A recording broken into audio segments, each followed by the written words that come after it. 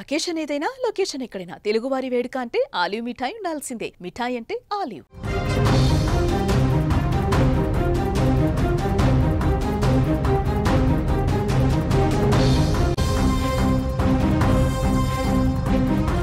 కూరలో ఉప్పు తక్కువైందనో చదువు తక్కువైందనో సాకులు వెతికి కట్టుకున్న భార్యను వేధించే మగవాళ్ళు ఇంకా ఉన్నారా? దురదృష్టవశాత్తు అలాంటి ఘటన ఒకటి వెలుగులోకి వచ్చింది. వికారాబాద్ జిల్లాలో సరిగ్గా అదే జరిగింది. నీ వంట బాగాలేదు, నీ చదువు నా స్థాయికి సరిపోదు అని భర్త అన్న మాటలకు 21 ఏళ్ల నవ వధువు జీవితం అర్ధాంతరంగా ముగిసింది. నువ్వు నాకు అక్కర్లేదు, అక్కడే చావు అని భర్త అన్న ఒక్క మాట ఆమె మెడకు ఉరితాడైపోయింది. వికారాబాద్ జిల్లా పరిగి మండలం మల్లెమోనిగూడెం గ్రామానికి చెందిన శివలింగానికి ధారూర్ మండలం గడ్డమీద గంగారం గ్రామానికి చెందిన శిరీషతో పెద్దలు ఘనంగా వివాహం జరిపించారు. కొత్త కాపురం, ఎన్నో కలలు, కానీ అవి ఎంత కాలం నిలవలేదు. భర్త శివలింగం రూపంలో శిరీషకు నరకం మొదలైంది. కారణమేంటో తెలుసా?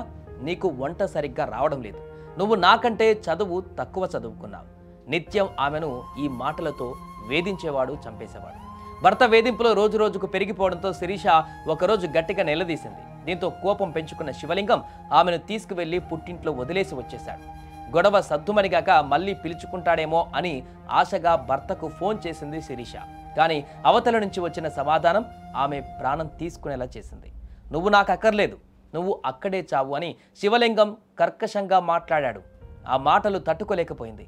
భర్తకు బరువు అవడం ఇష్టం లేక ఇంట్లో ఎవరు లేని సమయం చూసి ఉరివేసుకొని బలవన్మరణానికి పాల్పడింది. తమ కూతురి చావుకు అల్లుడే కారణమని శిరీష తల్లిదండ్రులు పోలీసులకు ఫిర్యాదు చేశారు. కఠినంగా శిక్షించాలని డిమాండ్ చేస్తున్నారు. చదువు సంస్కారాన్ని నేర్పాలి కానీ అహంకారాన్ని కాదు. వంట రాలేదని ఒక మనిషిని వదులుకోవడం, చావమని చెప్పడం పైన ఇప్పుడు తీవ్రమైనటువంటి వ్యతిరేకత వ్యక్తమవుతుంది.